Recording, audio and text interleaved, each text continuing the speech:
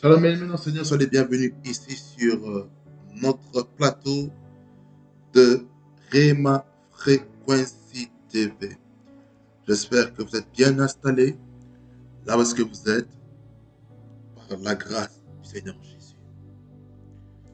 Alors remets ce temps de la parole de Dieu entre les mains du Seigneur afin qu'il puisse nous parler, nous orienter dans cette parole. Parce que cette parole va bénir la vie de quelqu'un. Et j'ose croire que la main de Dieu va agir fortement. Amen. Nous prions.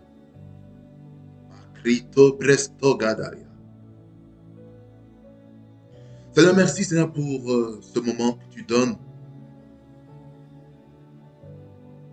à chacun et chacune d'écouter ta parole. Parce que tu veux que tout homme soit sauvé et qu'il parvienne à la connaissance de la vérité. Seigneur, je te rends grâce, Seigneur, parce que tu es Dieu, ton règne n'a point de fin. Merci Jésus, le guide parfait, le bon berger, la lumière qui éclaire notre chemin. En ce moment, Seigneur, je me remets entre tes mains. Parle au travers ma bouche, afin que ton peuple soit touché et visité. Au nom de Jésus. Louange, honneur, majesté te reviennent. Au nom de Jésus. Amen. Quel thème bizarre, hein, pour aujourd'hui. Cette pensée eschatologique qui nous fait comprendre ce qui va arriver dans la suite des temps. Peut-être on se pose la question, mais c'est quoi le jugement éternel? C'est quoi? Et c'est quoi en association avec la doctrine? Parce que ce mois-ci, c'est le mois où nous voulons comprendre la doctrine. Nous voulons comprendre c'est quoi la doctrine. Mais en ce message-ci, nous allons comprendre c'est quoi la doctrine du jugement éternel. Sur base du texte du mois d'avril, qui est Hébreux 6, versets 1er et 2, qui nous dit, c'est pourquoi, laissant les éléments de la parole de Christ, tendons à ce qui est parfait, sans poser de nouveau le fondement du renoncement aux œuvres mortes, de la foi en Dieu, de la doctrine des baptêmes, de l'imposition des mains, de la résurrection des morts et du jugement éternel. Dans ce passage, nous allons nous baser sur le jugement éternel. Le jugement éternel est vraiment un point qui n'est plus beaucoup parlé, qui n'est plus beaucoup prêché dans les églises aujourd'hui sur le jugement éternel. Et notre texte de base pour notre message, c'est Apocalypse, chapitre 20, du verset 11 jusqu'au verset 15. Voici ce que la Bible dit. Puis je vis un grand trône blanc et celui qui était assis dessus. La terre et le ciel s'enfuirent devant sa face et il ne fut plus trouvé de place pour eux. Et je vis les morts, les grands et les petits, qui se tenaient devant le trône. Des livres furent ouverts, et un autre livre fut ouvert, celui qui est le livre de vie. Et les morts furent jugés selon leurs œuvres, d'après ce qui était écrit dans ces livres. La mer rendit les morts qui étaient en elle, la mort et le séjour des morts rendirent les morts qui étaient en eux. Et chacun fut jugé selon ses œuvres. Puis la mort et le séjour des morts furent jetés dans l'étang de feu. C'est la seconde mort, l'étang de feu. Quiconque ne fut pas trouvé écrit dans le livre de vie fut jeté dans les temps de feu. Amen. Bien, mes seigneurs, nous avons pu expliquer à maintes reprises ce que c'était la doctrine, mais ça ne me dérange pas de répéter qu'est-ce que la doctrine. La doctrine du mot grec didaké, qui est en fait l'enseignement des vérités et des principes qui révèlent la qualité de vie de Christ. En fait, l'enseignement, ça ne parle pas à nos cœurs, mais l'enseignement, ça parle à nos cerveaux. Ça veut dire que la doctrine a pour but de nous faire réfléchir sur la qualité de vie que nous devons mener. Voyez la doctrine. Donc, pour nous les enfants de Dieu, la doctrine chrétienne, et ce sont des enseignements qui ont pour centre la personne de Jésus-Christ. Parce que l'enseignement, on reçoit l'enseignement dans toutes les sphères. L'enseignement d'un point de vue familial, l'enseignement d'un point de vue académique, l'enseignement d'un point de vue professionnel, et nous en avons besoin dans la vie de tous les jours. Maintenant, le jugement. Parlons du jugement. Nous devons comprendre que le jugement, si on doit aller maintenant dans un langage terre à terre, lorsqu'on va au tribunal, dans une audience, d'abord, il y a d'abord une convocation de l'audience pour établir les faits. Voilà, dû soit à la criminalité, soit à un homicide, un meurtre, ou trafic de drogue, trafic de stupéfiants, ou des litiges locatifs, des litiges au niveau de l'assurance, des litiges entre employeurs et employés, n'importe quel type de litige.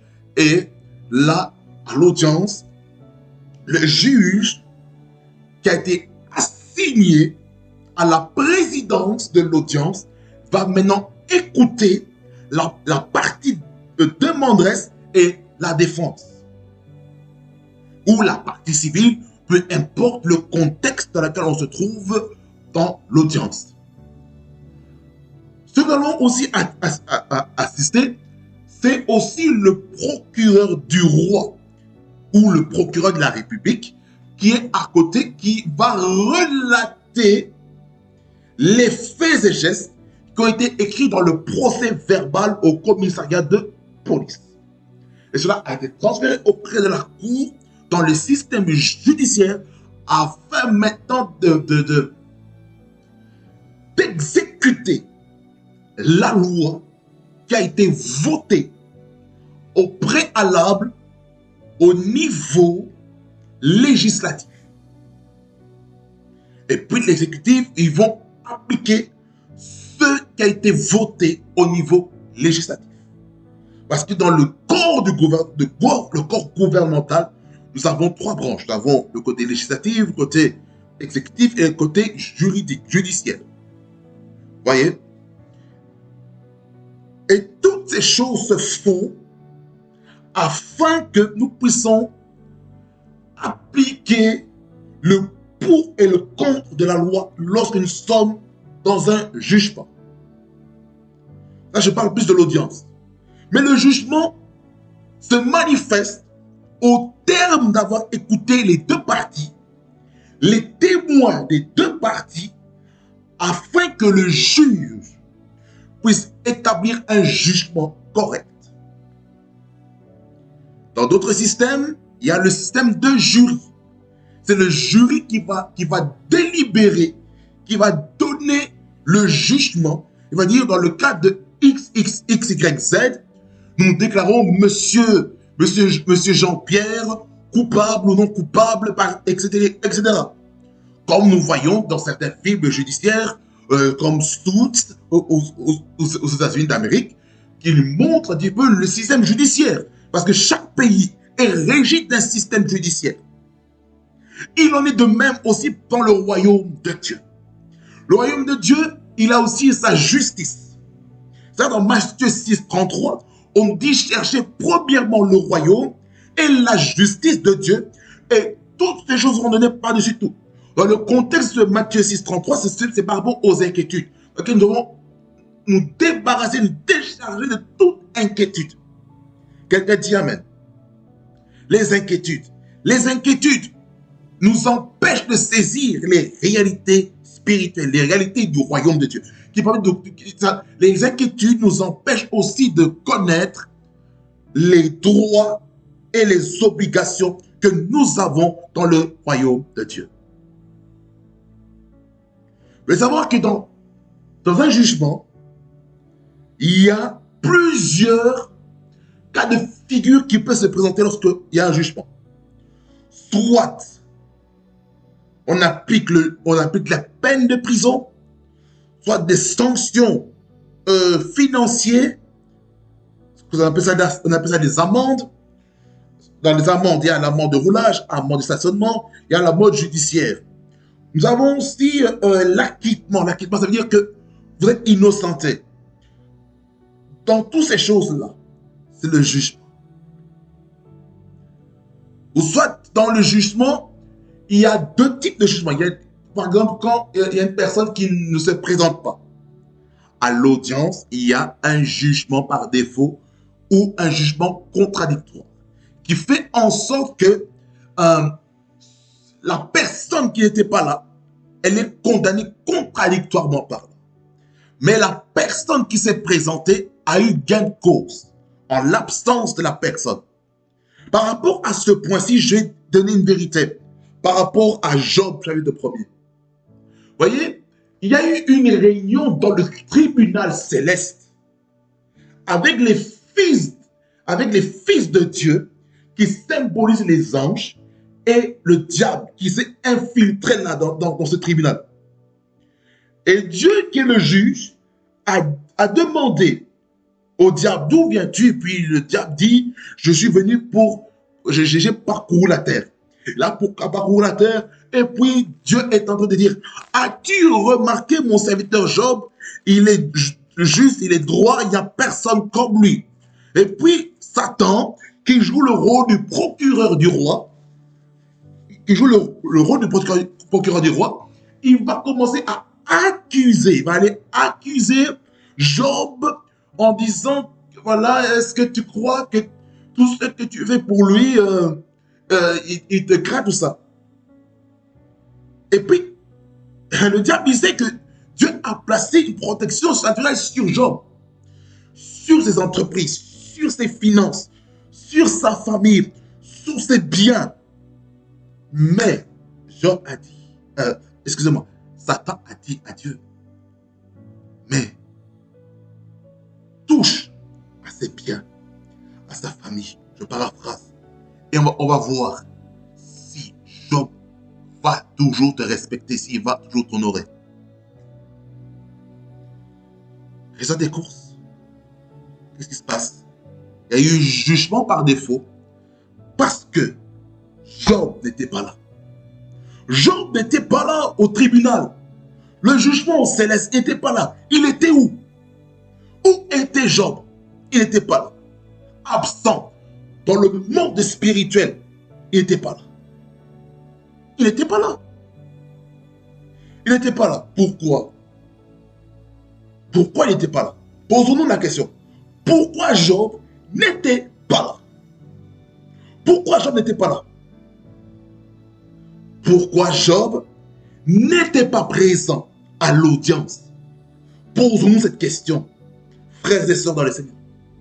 Posons-nous cette question. Pourquoi Job n'était-il pas là à l'audience? Jésus. Il n'était pas à l'audience à 2 reprises. La sanction de la première, ses entreprises ont été touchées. Ses enfants morts. Maison détruite.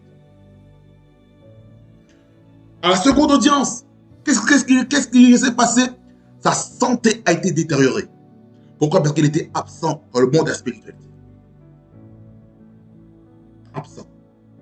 C'est pour cela, bien aimé Seigneur, il nous arrive de vivre des calamités dans nos vies parce que nous avons été absents dans le monde spirituel au moyen de la prière. Et les jeunes par ricochet. Mais on a été distrait. Le diable sème des choses. Il sème des choses dans les cœurs et tout. Et lorsque vous voyez la parabole du blé et de l'ivraie, la nuit, il se passe beaucoup de choses. C'est qu'on voit que l'ennemi a planté l'ivraie. Et puis le jour, on voit que le blé et l'ivraie sont entremêlés. Pourquoi? Les réalités nocturnes. Il y a une activité spirituelle la nuit que nous ne sommes pas conscients. Certaines personnes ne sont pas conscients et c'est pour cela que les choses vont mal. C'est pourquoi nous devons être au tribunal spirituellement. Pendant les temps de prière, soyons devant le tribunal de Dieu. Et voilà, Seigneur, je vais vers toi par rapport à telle situation. Père, étends ta main dans ce domaine. Père, regarde, voici ce que le diable prévoit de faire. Tu as dit ta parole, ça. Lorsque on cite la parole de Dieu, en réalité, nous sommes en train de prendre le code juridique du royaume de Dieu. Nous sommes en train de l'utiliser à bon escient pour notre avantage. Mais si nous-mêmes, bien Seigneur, nous n'utilisons pas la parole de Dieu comme il se doit, le diable aura la victoire sur nous. Pourquoi? Parce que nous n'avons pas pris le temps de lire les textes de loi bibliques afin d'amener l'équilibre dans nos vies. Quelqu'un dit Amen. C'est pourquoi dans le jugement, en fait, c'est pour établir l'équilibre sur la balance. C'est pour ça que vous allez voyez un peu l'insigne au niveau de l'État. Il y a, surtout au niveau judiciaire, l'épée et la balance. La balance, c'est pour équilibrer le pour et le contre au niveau des décisions. L'épée, c'est pour trancher l'affaire. C'est pour ça, au tribunal, en tout cas, dans certains, je ne sais pas quoi ça s'appelle, c'est comme un marteau qui est frappé pour dire que l'affaire est classée ou l'affaire est déclarée sans suite. Vous voyez? Les textes juridiques. Pourquoi j'ai utilisé les termes juridiques maintenant? C'est pour nous faire comprendre que dans le jugement éternel, il y aura un jugement. Il faut comprendre une chose, que cet équilibre a pour but d'avoir un point d'accord entre la partie de demandresse et la défense. Demandresse, on va dire attacking attorney et defending attorney. Vous voyez, c'est important de comprendre cette réalité. Et éternel, nous savons ce qui n'a ni commencement ni fin. Nous savons que notre Dieu, il est l'alpha et l'oméga, il est le premier, le dernier, le commencement et la fin selon Apocalypse chapitre 1er, Apocalypse chapitre 1er, le verset 8 et le verset 18, qui nous parle que Dieu n'a ni commencement ni fin, qu'il est l'alpha et l'oméga, qu'il est le premier et le dernier. Qui est cette personne? On parle de Jésus-Christ, bien sûr. Alors, bien-aimés Seigneur, vous allez peut-être me poser la question, mais quels sont les types de jugements qui se trouvent sur notre chemin? Dans cette partie ici, je vais toucher le jugement du tribunal de Christ. Et puis après, dans notre second épisode de cette partie ici, je vous parlerai du jugement du grand trône blanc. Je vais aller maintenant dans le jugement du tribunal de Christ. Tournons nos Bibles dans Romains chapitre 14, le verset 10. Romains 14, verset 10. Voici ce qu'il est écrit ici. Verset 10 jusqu'au verset 12. Il est écrit ceci. Mais toi, pourquoi juges-tu ton frère? Ou toi, pourquoi méprises-tu ton frère? puisque nous comparaîtrons tous devant le tribunal de Dieu. Car il est écrit, je suis vivant, dit le Seigneur, tout genou fléchira devant moi et toute langue donnera gloire à Dieu. Ainsi chacun de nous rendra compte à Dieu pour lui-même.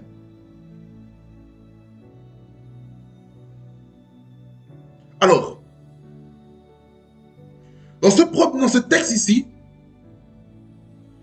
nous voyons déjà au verset 10, à partir A, nous voyons deux choses qui se passent chez les Romains.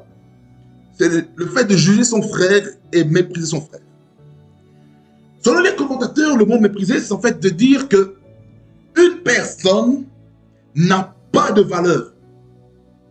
C'est-à-dire qu'on diminue, on dégrade l'intégrité, l'identité de la personne. Dieu ne veut pas que nous puissions faire ça. Et juger, c'est quoi? C'est le fait de condamner. Ça veut dire par là quoi? Église, écoutez-moi attentivement.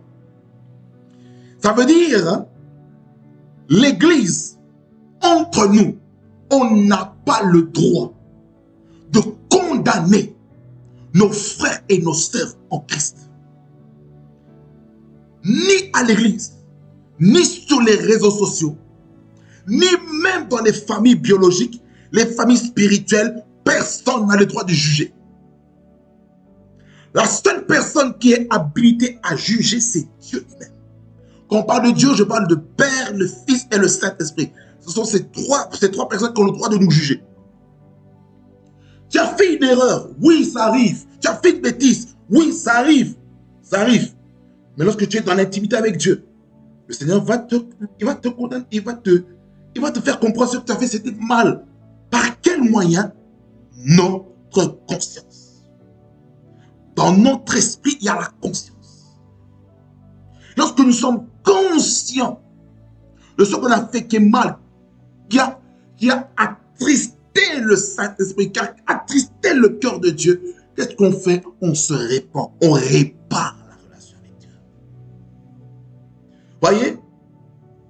Dieu ne veut pas qu'on puisse condamner. Plutôt, cherchons à s'examiner nous-mêmes. Souvent, nous voulons regarder la paille qu'il y a dans l'œil de notre voisin, en sachant que nous-mêmes avons une poutre dans notre yeux. C'est ça le problème. C'est ça le problème. On veut faire les choses, on veut juger les gens. Pourquoi? Parce que telle personne n'a pas fait ceci, elle n'a pas fait cela. Oh non, toi, tu aurais dû, tu n'as pas le droit de t'habiller comme ça. Attention. Attention. C'est pour ça que j'insiste vraiment en ce moment sur ne pas juger son prochain. L'Église est là pour non seulement dire la vérité, mais il doit le dire avec amour. Certes, l'amour exige aussi la sévérité, la rigueur, mais il y a une chose qui est très importante, c'est que lorsque nous prêchons l'évangile, c'est qu'on ne doit pas condamner quelque chose.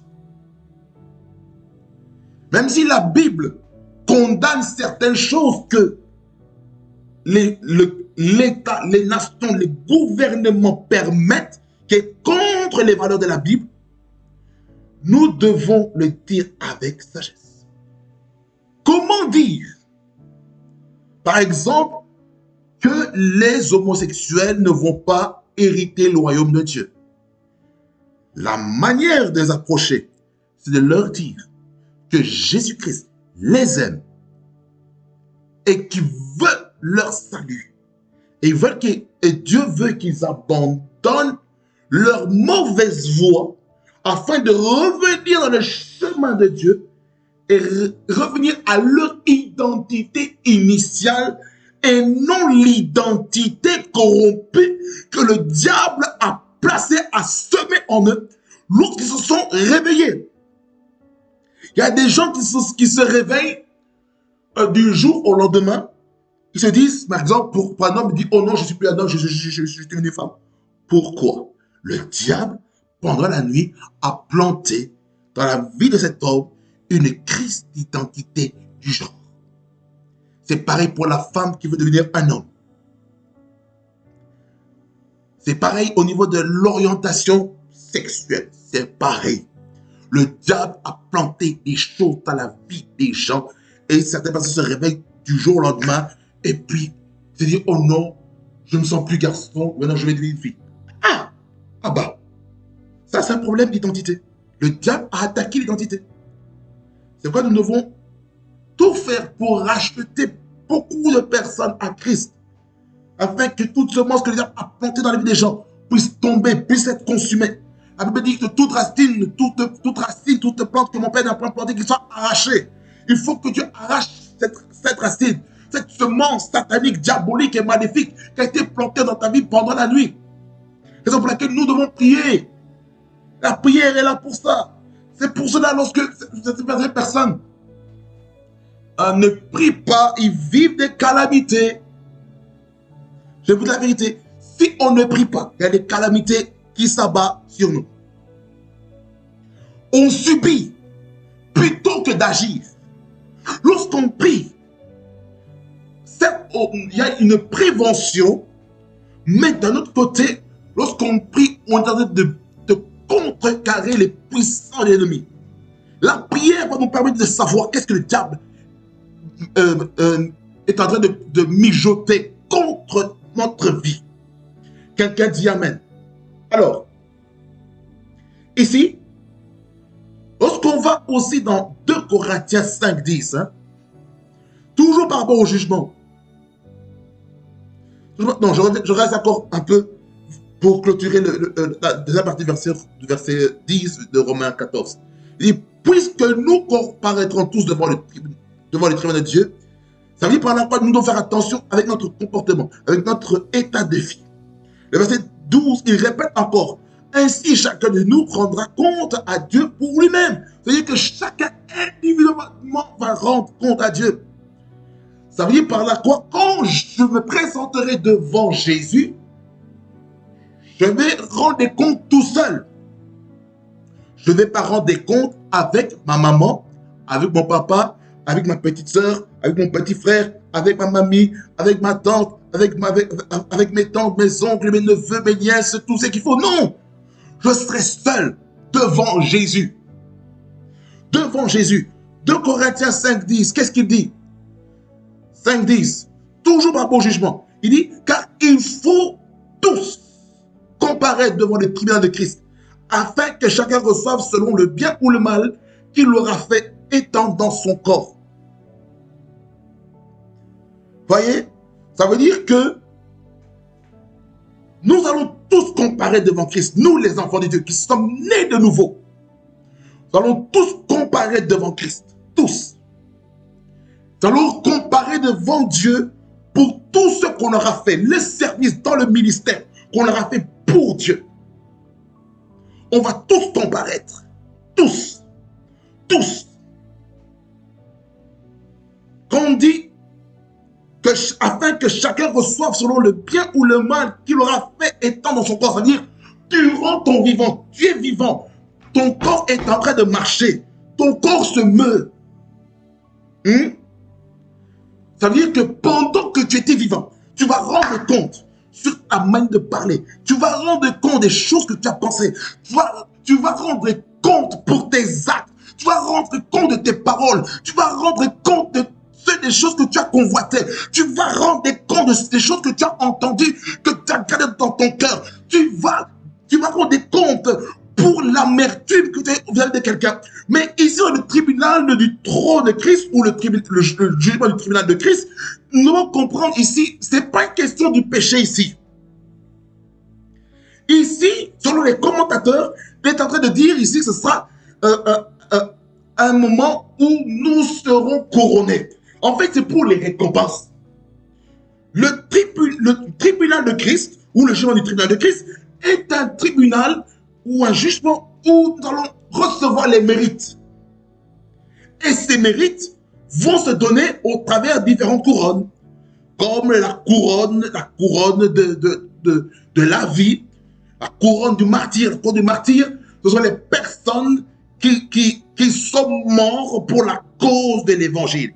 Il y a des couronnes qui sont adressées, il y a la couronne de la justice, de la droiture pour des personnes qui ont marché dans la sainteté, dans la sanctification. Il y a des couronnes par rapport au salut des âmes. Il y a des couronnes par rapport à la bergerie, pour ceux qui ont des âmes qui sont en train de nourrir. Différents types de couronnes. La couronne de vie, il y en a. Voyez, différentes récompenses. Et puis on devait comprendre, bien enseigné dans 1 Corinthiens, chapitre 4, verset 1 à 5, un texte qui m'a beaucoup parlé. Beaucoup parlé, j'aimerais vous l'enseigner. Il est écrit ici, ainsi qu'on nous regarde comme des serviteurs de Christ et des dispensateurs des mystères de Dieu. Du reste, ce qu'on demande des dispensateurs, c'est que chacun soit trouvé fidèle. Pour moi, il m'importe fort peu d'être jugé par vous ou par un tribunal humain. Je ne me juge pas non plus moi-même, car je ne me sens coupable de rien. Mais ce n'est pas pour cela que je suis justifié. Celui qui me juge, c'est le Seigneur. Là maintenant, c'est ce qui m'intéresse ici. C'est pourquoi ne juger de rien avant le temps, jusqu'à ce que vienne le Seigneur qui mettra en lumière ce qui est caché dans les ténèbres et qui manifestera les desseins de cœur. Alors chacun recevra de Dieu la louange qui lui sera due. Ou en d'autres termes, chacun recevra de Dieu la récompense qui lui sera due. Ici, j'ai compris que les serviteurs de Dieu ont une grande responsabilité. Regardez, ici, il est écrit ceci. Ainsi qu'on nous regarde comme des serviteurs de Christ et des dispensateurs des mystères de Dieu. C'est-à-dire par la quoi nous, qui prêchons la parole, nous devons être vus comme des dispensateurs des mystères de Dieu, des dispensateurs de la parole de Dieu. Ceux qui enseignent la parole, ceux qui évangélisent, ceux qui prophétisent, ceux qui sont des pasteurs, ceux qui sont des apôtres, ceux qui sont des évêques, nous sommes des dispensateurs de la parole de Dieu. Et ce que Dieu nous demande, c'est d'être fidèles. La fidélité dans le service, la fidélité dans le ministère. Dieu veut qu'on puisse prêcher la parole de Dieu dans la saison et hors saison. Un temps favorable ou pas. C'est-à-dire, par là, peu importe les circonstances de notre vie, nous devons continuer à servir Dieu. Même si on a perdu un membre de famille, on doit continuer à servir Dieu. Même si on a perdu des amis dans le ministère, nous devons continuer à servir Dieu. Même si nous avons perdu, certaines personnes ont perdu des épouses. Je parle des couples,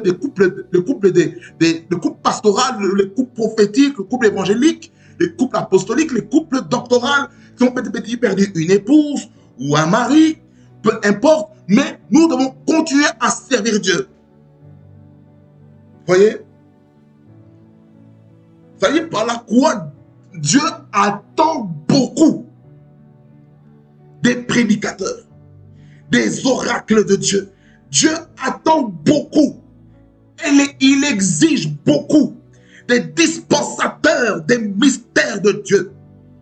Les prédicateurs que nous sommes. Dieu attend de nous que nous puissions être à la hauteur de ce que nous sommes en train de prêcher. Dieu attend que nous puissions être des enfants de Dieu, des prédicateurs, des serviteurs, des doulos, alléluia, des esclaves de Christ. Dieu attend que nous soyons des desmios, des esclaves, des prisonniers de Christ. C'est ce que Dieu attend de nous. Dieu attend que notre vie soit totalement soumise à Dieu, soumise au Saint-Esprit, soumise à sa volonté et non selon la volonté des hommes. C'est-à-dire que les hommes peuvent nous exhorter, peut nous dire, peut vous conseiller avec politesse, hein, j'insiste, avec politesse, avec respect pour que le message puisse bien passer. C'est-à-dire par là quoi il ne faut pas aller auprès de son pasteur, le dirigeant d'église, en le parlant mal. Non, il faut bien parler avec respect, avec révérence, avec honneur. Vous voyez? Le verset 3, l'apôtre Paul est en train de dire, il ne s'inquiète pas de ce que les hommes vont dire de lui. Parce que la seule chose que lui, qui s'inquiète, c'est que le Seigneur puisse juger. C'est-à-dire par là quoi il dit au verset 4, celui qui me juge, c'est le Seigneur. C'est-à-dire par là quoi nous, étant serviteurs de Dieu, ne devons pas juger nos collègues dans le ministère qui prêchent la parole.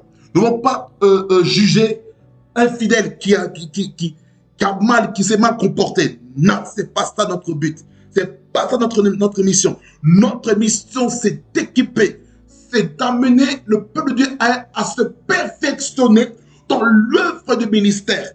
Et Éphésiens 4, le verset 11 et le verset 12. Et puis encore d'autres, mais que je parle en détail, parce que ceci n'est pas le sujet. C'est pour dire ceci, bien aimé Seigneur, que nous devons comprendre que le jugement se fera au temps que le Seigneur viendra pour juger. Et ce que Jésus-Christ viendra aussi juger, vous savez c'est quoi? Il va venir juger aussi les motifs. Car dans le cœur de plusieurs, les motifs. Quelle est la motivation? Qu'est-ce qui a motivé la personne à servir Dieu? Posons-nous cette question. Qu'est-ce qui a motivé cette personne à servir Dieu? C'est important de comprendre. C'est important de comprendre. Et j'aimerais encore revenir quelque chose. Oh my God. Je vais encore revenir sur les serviteurs de Dieu. Je reviens encore. Nous parlons de la doctrine du jugement éternel. Particulièrement le jugement du tribunal de Christ. Regarde encore 1 Corinthiens chapitre 3. Le verset 10 à 15. Nous lisons. La parole déclare. Selon la grâce de Dieu qui m'a été donnée, j'ai posé le fondement comme un sage architecte et un autre bâti dessus. Mais que chacun prenne garde à la manière dont il bâtit dessus. Car personne ne peut poser un autre fondement que celui qui a été posé, savoir Jésus-Christ. Or, si quelqu'un bâtit sur ce fondement avec de l'or, de l'argent, des pierres précieuses, du bois, du foin, du chaume, l'œuvre de chacun sera manifestée. Car le jour là fera connaître, là le jour là aussi on parle du jour du tribunal, le tribunal de Christ, le jugement.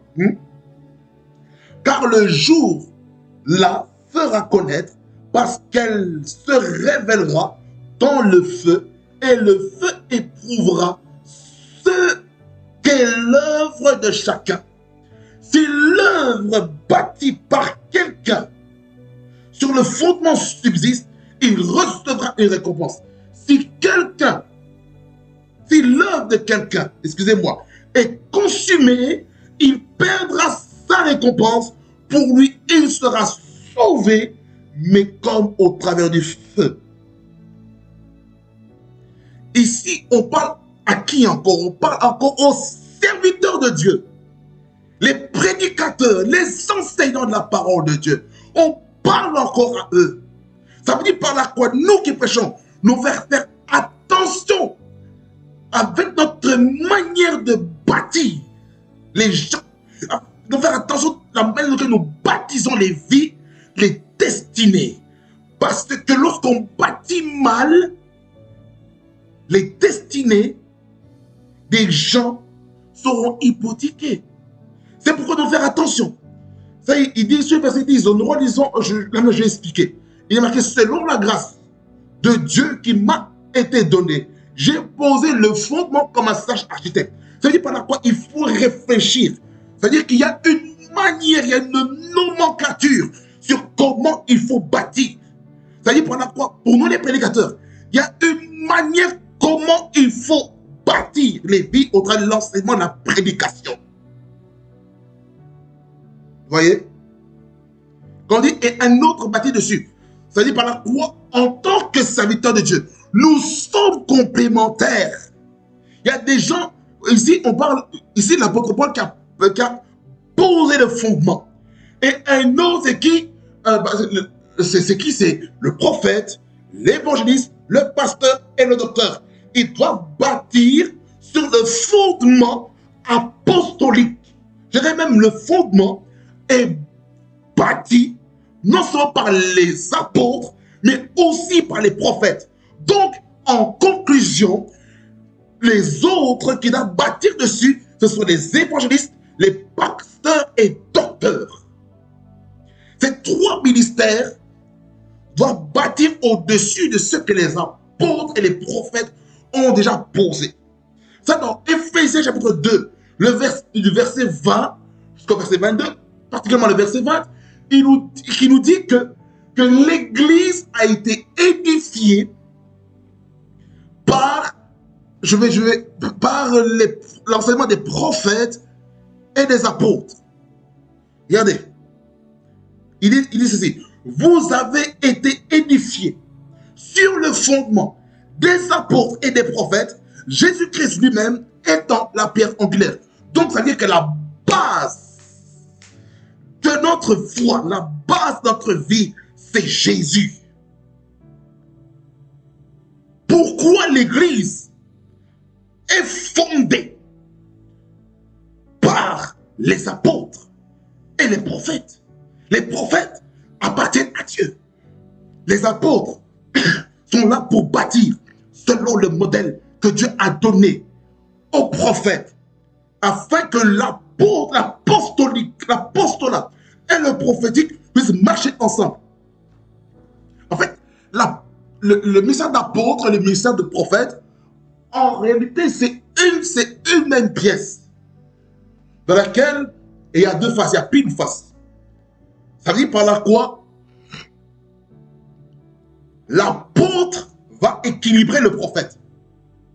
Et le prophète va donner les directives à l'apôtre, la vision. Mais la manière de construire, c'est l'apôtre. Ça dit par là quoi que l'apôtre, l'apostolat et le prophétique sont très importantes pour l'édification de l'Église. C'est important. C'est pourquoi nous retournons dans notre texte de 1 Corinthiens chapitre 3, à partir du verset 10, on fait comprendre vraiment que nous devons faire attention dans notre manière de bâtir la vie des gens. C'est-à-dire que lorsque nous naissons de nouveau, maintenant le prédicateur, le berger de l'église, le dirigeant d'église doit faire attention par sa manière de bâtir la vie des gens. Quand on voit au verset 11 qui dit car personne ne peut poser un autre fondement que celui qui a été posé, savoir Jésus-Christ, ça veut dire ceci, que le prédicateur ne doit pas bâtir n'importe comment. Il ne peut pas bâtir en dehors de Christ. On ne prêche pas en dehors de Christ. On ne prêche pas en dehors de la personne centrale, Jésus-Christ. Je répète, on ne bâtit pas la vie des gens en dehors de la vie de Jésus-Christ. On ne bâtit pas selon le père spirituel, selon le pasteur, selon le prophète, selon l'apôtre, selon l'évangéliste, selon le docteur, selon l'évêque, selon son pasteur principal de l'église de laquelle nous dépendons. Non! On doit bâtir sur le fondement de Jésus-Christ. On ne bâtit pas, oh non, le prophète avait dit, Oh non, mon père avait dit, tu peux, il n'y a pas de problème. Mais la personne centrale, c'est Jésus. Oh non, pour aller au culte, voilà, il faut lire la brochure d'un prophète, d'un évangéliste, d'un pasteur, d'un docteur, d'un apôtre ou d'un évêque. Non, on ne lit pas les brochures des serviteurs de Dieu. Non, on bâtit les gens par la parole. On ne dit pas au nom tel serviteur avait dit ceci concernant ce sujet. Non, on bâtit les gens. On bâtit les gens par la parole de Dieu avec Jésus. Ça, je suis en train de parler avec un langage apostolique et prophétique en même temps. Pour nous faire comprendre que nous ne bâtissons pas. Nous ne bâtissons pas. Nous ne bâtissons pas en dehors de Christ. Mais nous bâtissons en Christ. Si l'Église est affermie en Christ, le monde éternel ne pourra rien faire. Quelqu'un dit Amen. Verset 12, il dit, or si quelqu'un bâtit sur le fondement avec de l'or, de l'argent, des pierres précieuses, je m'arrête là. Ces trois premières matières, ce sont des matières qui coûtent, des matières qui ont de la valeur. C'est-à-dire c'est de l'or, l'argent et des pierres précieuses. Lorsqu'ils sont éprouvés par le feu, on peut voir les impuretés partir. Et tout ce qui est pur reste. Ça va subsister l'or, l'argent, les pierres précieuses. Lorsque ça passe par le feu ici, ça symbolise les épreuves. Lorsqu'il y a des épreuves qui vont se passer dans la vie des gens, on voit que ça tient. Le ministère tient. Parce que vous allez voir, à partir du verset 13, jusqu'au verset 15, on voit les temps d'épreuves. Les épreuves ici, pour nous les enfants de Dieu, dans le cadre de notre thème, sur le jugement du tribunal de Christ, c'est quoi? C'est le jugement. Le jugement du tribunal de Christ. Jésus-Christ va évaluer le travail de chacun. Selon, par exemple, Matthieu chapitre 25, du verset 14 au verset 30, que nous connaissons très bien. C'est la parabole des talents. Le premier a reçu 5 talents, le deuxième 2, et le troisième a reçu qu'un. Les deux premiers ont fait valoriser cela. Ils ont refait le même don et ils ont eu pratiquement le double au total. Mais le dernier, il a enterré. Et il a dit, oh non, que le maître était méchant, patati patata. Et qu'est-ce qui se passe? Maintenant, celui qui n'a pas fait valoir de talent, on l'a retiré le talent, on l'a donné à celui qui avait 10. Les deux premiers, on les a trouvés fidèles. Et ils doivent rentrer maintenant dans la joie de leur maître. Le maître, c'est qui? C'est Jésus-Christ. Les serviteurs, c'est qui? C'est nous, les enfants de Dieu, que nous devons faire valoir nos dons, nos talents que Dieu a mis en nous. C'est-à-dire que tout talent ne doit pas être caché sur la terre. Ça veut dire que la lumière ne doit pas être cachée sous le boisseau. Il doit être mis, d'être visible. Parce que nous sommes les êtres de la terre et la lumière du monde. C'est-à-dire que nous devons manifester la lumière du monde, la lumière de Christ en nous, dans notre manière de vivre. Regardez, le bois, du foin, du chaume. Ces trois autres matières, ce sont des matières basses. Ça veut dire que c'est le service en réalité qui est bâti sur le bois, le foin et le chaume ne va pas tenir. Ça va être un brasier, fini, c'est perdu. Mais l'or, l'argent et les pierres précieuses, ça se perd pas lorsque le feu vient.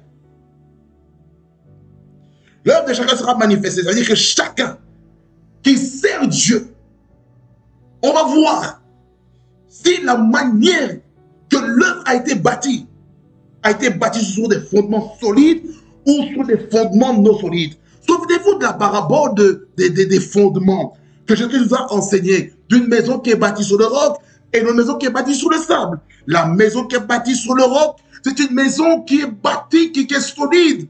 C'est-à-dire qu'il y a des bons fondements, même s'il y a des épreuves qui viennent, la maison tient. Ça symbolise notre vie en tant qu'enfant de Dieu. Mais une vie qui est bâtie sur le sable, qui est bâtie sur des choses éphémères, lorsque maintenant les situations, les vents vont venir, la maison ne va pas tenir. Pourquoi? Parce que nous avons bâti sur un mauvais fondement. Quelqu'un dit Amen ici. Quelqu'un dit Amen. Quelqu'un dit Amen encore une fois. C'est pourquoi au verset 13 jusqu'à 15, là on voit maintenant le jour du jugement. Car le jour là viendra. Excusez, je relis. Car le jour là fera connaître, parce qu'elle se révélera dans le feu, et le feu éprouvera ce qu'est l'œuvre de chacun. Ça veut dire que chacun sera éprouvé. Chacun dans le tribunal du trône de Christ sont tous éprouvés pour la qualité de ce que nous avons fait. Le service fait avec la paresse, avec la légèreté, ça va se voir. Si vous faites le ministère, l'œuvre de Dieu, je ne parle pas seulement des prédicateurs, je parle à toute personne qui sert Dieu, que ce soit dans la musique, dans les médias, dans le son, au protocole, que ce soit à l'école du dimanche, à l'administration, que ce soit la libriste, dans la jeunesse, au travers des frères, les sœurs, les dames, les seigneurs, toutes catégories d'âge, au travers le secrétariat pastoral, que ce soit n'importe quoi, n'importe quelle vision qui sort de l'église, le service social, le théâtre, tout ce qu'il faut, la coordination, la restauration, toutes ces choses-là. J'aimerais vous dire ceci, si vous faites ce ministère avec un grand sérieux, vous aurez une grande récompense. Mais si vous faites le ministère en tirant les pieds, je vous dis ceci, là, vous allez perdre votre récompense. Vous pouvez tromper les hommes, hein, mais Dieu, on ne le trompe pas. On ne trompe pas Dieu. On ne trompe pas Dieu, je vous dis. Je répète encore. On ne trompe pas Dieu lorsqu'on sert Dieu. Je vois si tu sers pour impressionner ton pasteur. Je vois ton service si tu veux plaire à ton père spirituel ou à ta mère spirituelle. Je vois comment tu sers Dieu. Est-ce que tu sers lorsque ton pasteur est là? Tu sers maintenant de toutes tes forces. Et lorsque le pasteur n'est pas là, maintenant tu es relax, tu es paisible, tu es pépère, tu fais tout ce que tu veux, tu devais être léger dans ton service. Lorsque ton père spirituel ou ta mère spirituelle part dans un voyage missionnaire, et toi tu ne fais rien, tu ne pries même pas pour ton père spirituel, tu ne pries pas pour ta mère spirituelle, tu ne pries pas pour tes dirigeants d'église, c'est grave, c'est une capitale, c'est une offense capitale. C'est criminel d'être léger dans le ministère. Dieu veut qu'on soit conséquent dans le ministère. Dieu veut qu'on soit conséquent. Dieu ne veut pas qu'on soit des serviteurs de Dieu qui somnolent, qui dorment. Regardez dans Matthieu 25, la parabole des 10 vierges. Les 10 vierges représentent les enfants de Dieu. L'épouse, elle représente qui? Jésus-Christ. Voyez? Qu'est-ce que nous devons comprendre ici? Nous devons comprendre ici, bien Seigneur, qu'en tant qu'enfants de Dieu, nous avons la responsabilité d'être éveillés, réveillés dans notre service. Écoutez-moi bien. Servir Dieu, c'est bien. Mais être en intimité avec Dieu, c'est mieux. Ne soyons pas dans le sommeil spirituel de notre service. Parce que lorsque nous sommes dans le sommeil spirituel dans le service, Dieu voit. Et Dieu sait que c'est un combat. Dieu attend que tu te puisses te battre. Je vais vous dire ceci, je vais donner un témoignage. Vous savez, j'ai vécu une saison difficile. En 2023 jusqu'à l'année 2024. J'ai vécu des moments difficiles. Et vous êtes au courant. Vous êtes au courant. J'ai vécu des moments difficiles. Avec un cri à l'aide. Le secours. Venez à mon secours. Ne venez pas pour me critiquer. J'ai vécu des moments difficiles, j'ai vécu l'enfer. Qu'est-ce que le diable a fait? Durant ce temps-là, il m'a refroidi dans le service pour le Seigneur.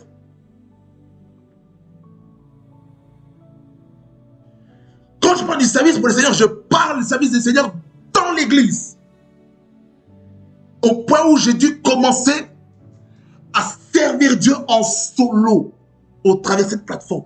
Je continue toujours de servir Dieu sur cette plateforme. Ça va toujours exister. Mais la chose la plus importante que j'aimerais vous dire, moi, en tant que serviteur de Dieu, je dois aussi servir dans le temple. L'église corps de Christ a besoin de moi. Vous avez besoin de moi aussi, je sais. Mais l'église locale a besoin de moi. L'église locale a besoin de mes dons, de mes capacités. Et le diable a voulu que ces dons, ces capacités, cet appel puissent mourir. Heureusement, je remercie le Seigneur parce que j'ai une mère de prière, une femme de prière, qui est mon intercesseuse par excellence. Elle a intercédé pour que son fils ne puisse pas perdre l'appel. Elle s'est battue dans la prière. Elle s'est battue dans la prière.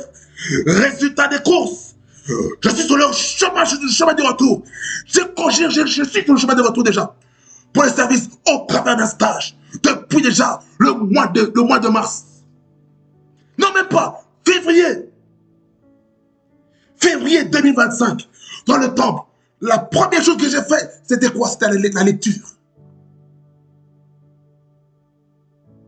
En 2024, c'est le moment que j'ai pu servir Dieu.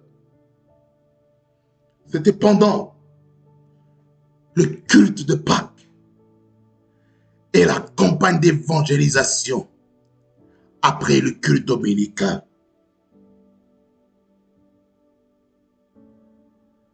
Le diable a voulu m'isoler de l'église locale. Le diable a voulu que lorsque je viens à l'église, que j'ai un dégoût du service. Heureusement, Dieu m'a parlé. Dieu m'a parlé une fois et Dieu a parlé deux fois pour me dire, mon fils, reviens dans le service de Dieu. Reviens à la maison de Dieu, sers Dieu. Sers Dieu. Sers Dieu, implique-toi, accroche-toi. Dieu m'a parlé par des prophéties en disant je devais servir Dieu. Et là maintenant je suis en train de j'ai mis en exergue, j'ai mis les mécanismes qu'il faut pour servir Dieu. C'est un témoignage que je vous donne pour vous dire que nous devons servir dans le temple avec un grand sérieux. Le diable a voulu mettre un frein à la construction de la maison que j'aurai au ciel. Le diable m'a arrêté. Il a arrêté les travaux au ciel que les gens allaient entreprendre pour moi. Et là, j'ai pris la résolution de servir Dieu. De servir Dieu avec toutes mes ressources, tous les talents que Dieu a mis en moi. Mais le diable, il a voulu que moi, serviteur de Dieu, moi, enfant de Dieu, que je puisse vivre la misère, que je puisse m'isoler de tout le monde, que je puisse même plus répondre à l'appel de certaines personnes, afin que je puisse rester seul et que le diable puisse bien me détruire. À cause de quoi? Les blessures intérieures connues dans l'église. Le diable a voulu me dire, regarde comment l'église est. Regarde, il ne t'aime même pas. Il te jalouse. Regarde, c'est plus que. Le diable a voulu placer des choses, a voulu placer un orgueil spirituel, un orgueil masculin, afin que je ne puisse servir Dieu dans l'église, mais de servir en solo, sans mandat, sans couverture, au point où j'ai commencé à avoir des combats sérieux. Pourquoi? Parce que je ne savais pas Dieu dans l'église. Si tu ne sers pas Dieu dans l'église, il y aura un problème majeur qui va t'arriver.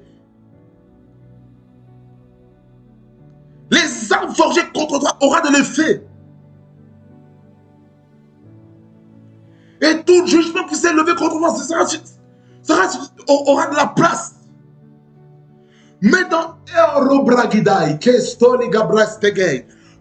Ésaïe chapitre 54, Ésaïe 54, qu'est-ce qu'il nous dit? Ésaïe 54, Christobrei, Kanalabro Dogai, verset 17. Il dit ceci, toute arme forgée contre toi sera sans effet. N'est-ce pas? Première vérité. Première chose que Dieu dit au travers du prophète Isaïe. Deuxièmement, et toute langue qui se lève en jugement contre toi, tu la condamneras. Et le résultat de ça, c'est quoi? Tel est l'héritage des serviteurs de l'Éternel. Tel est le salut qui leur viendra de moi, dit l'Éternel. Ça veut dire, tu veux être protégé contre les attaques de l'ennemi. Tu veux être protégé contre les paroles de malédiction, contre les mauvaises paroles qu'on prononce sur toi. Mon bien-aimé, sers Dieu. Sers Dieu. Sers Dieu. Sers Dieu. Je t'en conjure, par les compassions de Christ, sers Dieu. Ne laisse pas la situation que tu as l'air de vivre t'empêcher de servir Dieu, mon frère, ma soeur. Sers Dieu, parce qu'il y a une récompense pour toi. Il y a une récompense pour toi, mon bien-aimé. Sers Dieu, sers Dieu, sers Dieu, sers Dieu avec un grand sérieux, avec des matériaux qui coûtent cher. Vous savez par là quoi? Il paye le prix pour le service. Paye le prix pour le service, mon bien-aimé. Sers Dieu, sers Dieu. Accroche-toi, accroche-toi, accroche-toi. Ne laisse pas le problème de divorce que tu as peut-être eu, toi qui es enfant de Dieu, qui te trouve dans cette même situation peut-être. Tu étais marié, mais tu étais divorcé. Mon bien-aimé dans le Seigneur, ne baisse pas les bras. Retourne dans le service de Dieu. Sers Dieu. Va à l'église. Si tu as besoin de te reconstruire, reconstruis-toi rapidement et reviens dans le service, mon bien-aimé. Ne reste pas comme ça stationnaire. Il faut que tu te reconstruises rapidement, mon bien-aimé. Ça veut dire par là quoi? Quand quelqu'un divorce, écoutez-moi bien. Écoutez-moi bien, je ne sais pas pourquoi je parle comme ça. Quand quelqu'un divorce et qu'il prêche la parole de Dieu, il ne faut même pas que le prédicateur qui est divorcé puisse prêcher la parole de Dieu pendant un temps. Je m'explique pourquoi. Et puis je clôture le message. Je m'explique. Un divorcé qui prêche le message après le divorce, qui prêche immédiatement, il va commencer à attaquer son ex-épouse en ligne. Il va commencer à attaquer tout le monde. Pourquoi? Parce que le cœur est blessé. Le cœur est brisé. Tu ne peux pas prêcher aux gens lorsque tu as le cœur brisé. Surtout quand tu fais face à des crises importantes, comme divorce et les décès des membres de la famille. À moins que toi-même tu puisses décider, voilà, moi, je ne vais pas laisser le deuil de ma famille m'affecter dans mon service pour Dieu. Si tu as une alliance du service pour Dieu pendant le temps des décès qui a peut-être dans ta famille, sers Dieu, tu sers Dieu et puis après tu vas dans le lieu du deuil. Chacun a son alliance. Je vais vous dire ceci, que chacun retourne au service de Dieu dans l'église. Toi qui sers Dieu en solo, en tant que chanteur, prédicateur, un musicien, peu importe les dons que Dieu a placés en toi, et tu sers Dieu tout seul, tu sers Dieu en solitaire, sans que ton église soit informée. Mon bien-aimé, retourne à l'église, sers Dieu. Retourne à l'église, sers Dieu. Je répète encore, retourne à l'église, sers Dieu. Retourne à l'église, sers Dieu. Je répète encore, retourne à l'église, sers Dieu. Retourne à l'église, sers Dieu. Même si tu ne vas pas aller à l'église où tu as été blessé et tu vas dans une autre église, sers Dieu, mon bien-aimé. Dieu veut qu'on le sert dans son œuvre. Quand il dit son œuvre, ce n'est pas forcément l'église locale dans laquelle tu as grandi pendant des années. Non, l'œuvre de Dieu, c'est dans chaque endroit où Dieu te donne l'opportunité de servir. Tu peux peut-être avoir une église d'attache quelque part dans une nation. Mais dans le pays où tu te trouves, tu décides de servir Dieu là où est-ce que tu es, malgré que tu aies une église d'attache quelque part d'autre. C'est mon cas. J'ai peut-être une église en dehors. J'ai peut-être une église quelque part que je suis, peut-être en ligne, que je prends des notes, qui me bénit, qui m'a fermé. Cela ne m'empêche pas que dans ma nation où je suis ici en Belgique, que je puisse servir Dieu. Il faut servir Dieu.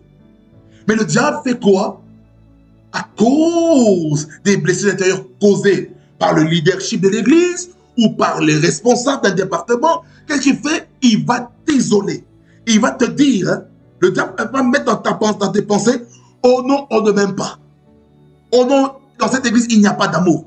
Oh non, dans cette église, il y a des hypocrites. Oh non, dans cette église, il y a des curieux. Oh non, dans cette église, il y a des pharisiens, des sadducéens et des docteurs de la loi. Ah, attention. Je vous assure, hein, il m'est arrivé un jour, pendant la période de, de divorce, je raconte un témoignage.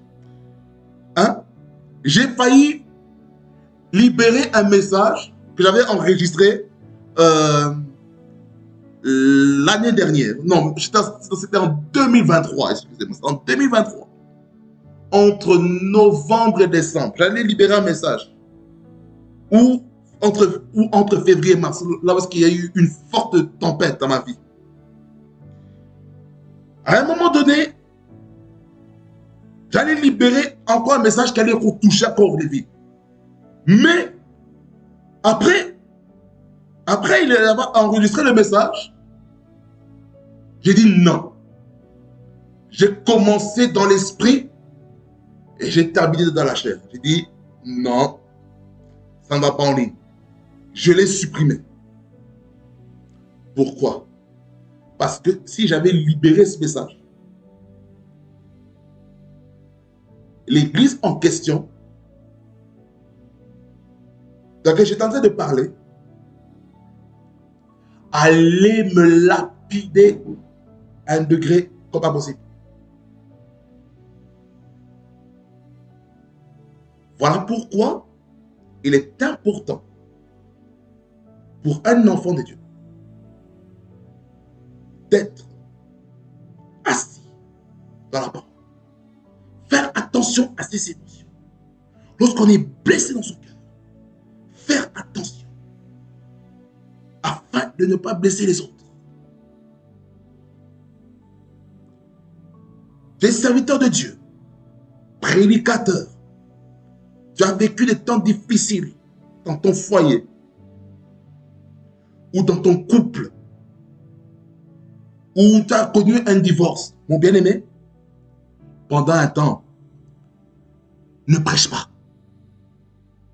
Ne prêche pas. Laisse quelqu'un d'autre prêcher à ta place. Et je parle particulièrement à l'église locale. Laisse les gens que tu as encadrés, que tu as formés à la prédication. Laisse-les prêcher. Toi, ne prêche pas. Laisse-toi ressourcer au travers eux. Dieu va mettre des paroles dans leur bouche pour toi. Ne sers pas. Reste en église. Reste dans la présence de Dieu. Afin que tu sois restauré.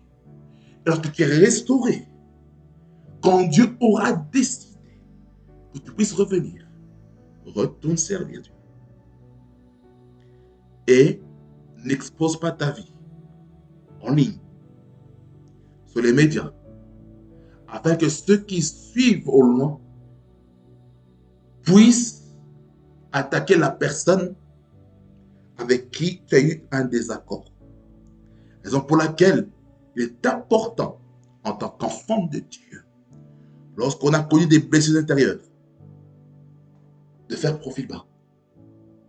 Ou soit, ne viens pas sur les réseaux sociaux pour libérer des messages chrétiens, mais avec un motif de casser la personne. Non, fais attention. Je sais de quoi je parle. Amen. Frères et sœurs, bénissez avec amour. Parce que beaucoup du bien. Que chaque enfant de Dieu, ici, sur cette plateforme, puisse servir Dieu sérieusement. Servez Dieu sérieusement. Soyez dévoués au service de Dieu. Que votre service soit qualitatif. Prenez des matières premières qui sont solides et non des matières premières qui sont de basse qualité. Ça va se voir. C'est pourquoi j'aimerais dire en conclusion, servons Dieu avec un grand sérieux et enlevons tout service fait avec des matériaux de basse qualité. Amen. Que le Seigneur vous bénisse abondamment et fasse beaucoup du bien. Nous prions. Seigneur Jésus, merci pour ta parole qui est la vérité. Seigneur, tu es venu parler à quelqu'un, particulièrement, Seigneur, sur les récompenses qu'il doit recevoir auprès de toi. Seigneur, je prie que chaque serviteur de Dieu puisse te servir avec un grand sérieux, afin d'obtenir les récompenses que tu lui ou tu lui donneras au nom de Jésus. Je prie que chacun puisse te servir selon toi et non selon les hommes. Qu'il puisse te servir selon les critères qui viennent de toi et non les critères qui viennent des hommes. Au nom de Jésus, tout service qui a été fait afin que les gens puissent remarquer le service, puisse disparaître de la vie des enfants de Dieu. Tout service qui a été fait avec la négligence, la légèreté, la nonchalance, la paresse, la loisiveté, puisse disparaître. Tout service qui a été fait avec l'hypocrisie soit enlevé au nom de Jésus. Je prie que chacun puisse te servir avec son cœur, avec son âme, avec sa force, avec sa pensée. Je te dis d'abord, tu aimeras ton Dieu de tout ton cœur, de toute ton âme, de toute ta force, de toute ta pensée.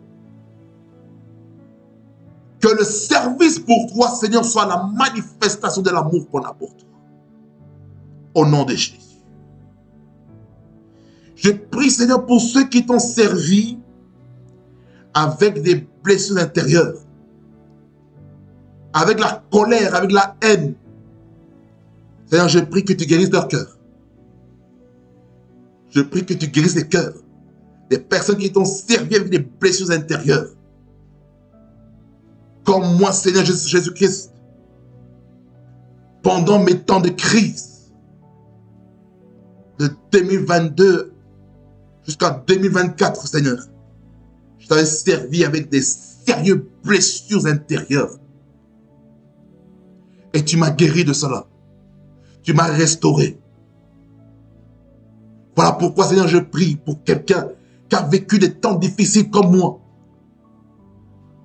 Parce qu'il y a des gens, Seigneur, qui ont vécu des temps difficiles, mais à leur niveau, à leur degré. Il y a des gens, c'est la situation de leurs enfants. C'est la situation de leur époux, de leur épouse. Pour d'autres, c'est par rapport à leurs frères, leurs sœurs, leurs tantes, leurs oncles, leurs neveux, leurs nièces. Seigneur, je prie pour la guérison de toutes les personnes qui t'ont servi avec des blessures intérieures. Seigneur, je prie que ceux qui se sont refroidis dans le service, donne-les la force de revenir, comme tu m'as donné de la force pour revenir au service dans la maison de Dieu. Tu m'as donné la force de revenir, grâce, Seigneur, à l'intercession de ma mère, Seigneur. Et moi aussi, j'intercède pour quelqu'un qui me suit en ligne, qui vit des temps difficiles dans sa vie, qu'il puisse, Seigneur, qu'il puisse être restauré, guéri, et qu'il soit rempli de nouveau de ton esprit, de ta puissance, de ton onction, pour accomplir ton œuvre, afin de sauver un plus grand nombre, pour gagner les gens dans la prière de l'intercession. Au nom de Jésus et par l'évangélisation. Au nom de Jésus. Louange, honneur, majesté revient à toi, le roi des gloires. Au nom de Jésus-Christ. Et j'ai ainsi prié.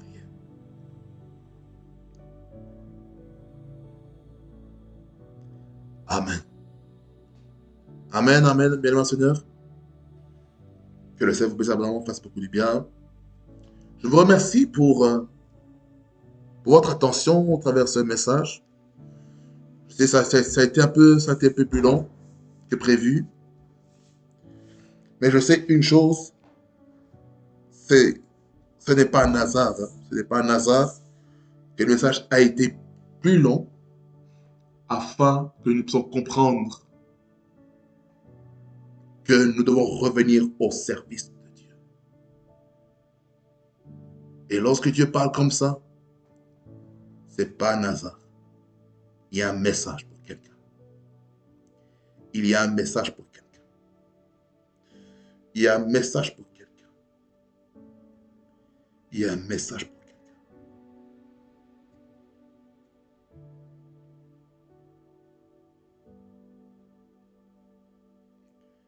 Ne baisse pas les bras. Ne baisse pas les bras. Ne baisse pas les bras. Tu vis des temps difficiles dans ta vie, mon bien-aimé, écoute-moi bien. Ne baisse pas les bras. Dieu te connaît. Dieu te connaît. Je ne sais pas par quelle situation que tu es en train de passer maintenant. Je suis en train de parler à quelqu'un ici prophétiquement. Je ne sais pas par quoi tu es passé dans ta vie. Que ce soit dans ta famille, dans l'église locale où tu es, où tu as peut-être évolué. Mon bien-aimé, ne baisse pas les bras. Dieu a un programme merveilleux à faire avec toi. Mais pour cela, tu dois être enraciné en Christ. Tu dois être enraciné dans sa présence. Et en faisant cela, tu vas voir comment ta vie va connaître une ascension fulgurante. Tu vas expérimenter des nouvelles choses dans ta vie. Reste dans l'église corps de Christ. Même si dans l'église où tu es, ça n'a pas été, trouve-toi une autre église que le Saint-Esprit va t'orienter. Le Seigneur va le faire. Et pour toi, qui est resté longtemps à la maison, à cause des déceptions dans l'église, toi qui fais que regarde les prédications en ligne et qui refuse la communion fraternelle à l'église, ma bien-aimée, quitte chez toi, quitte ta maison, va à l'église. Va à l'église. Je parle à quelqu'un prophétiquement. Pars à l'église. Pars à l'église. Ne reste plus à la maison. Tu es resté trop longtemps à la maison. À cause de ces choses de l'église, à cause des décisions que tu as eues auprès de nos assemblées locales, tu t'es refroidi. Et tu t'es caché derrière les lives, les vidéos, les prédications, sans pourtant être dans l'église. Mon bien-aimé, ma bien-aimée, quitte chez toi la maison, va à l'église. Le Seigneur va te conduire. Quitte l'église, quitte la maison et va à l'église. Je parle à quelqu'un avec insistance. Je parle avec insistance avant de terminer ce live, cette vidéo ici.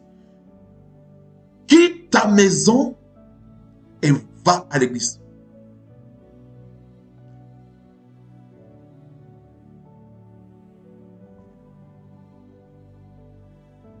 Ariama Santa Karabashi Kloto Kababaskanta. Reposo Kroto Kabakente Klete Kababaskanta. Rababastinte Kleto Korobobosketa. Repa Pristo Kloto Kababaskanta Koroboboskete. Rapakate Kelebroso Gloto Kababaska. Ripokoto Kabakasi Klete Kegababakata. Retourne à la maison de Dieu. Ta vie va connaître un nouveau départ. Toi qui es resté longtemps à la maison. À moins que tu n'aies pas retrouvé l'église que Dieu veut pour toi. Reste toujours en ligne. À l'église dans laquelle Dieu t'oriente en ligne. Et en étant en ligne, n'oublie pas de faire tes donations, tes libéralités sur le compte bancaire de l'église que tu suis. afin de bénéficier des grâces et des faveurs de ce ministère. Au nom de Jésus. Soyez bénis, bénis dans le Seigneur. Et nous nous retrouvons à la seconde partie sur la doctrine du jugement éternel. Et là, nous allons parler maintenant le jugement du trône blanc de Dieu. Soyez bénis au nom de Jésus-Christ. Réma Fréquence TV, le réseau de la gloire de Dieu. Soyez bénis au nom de Jésus-Christ, notre Seigneur.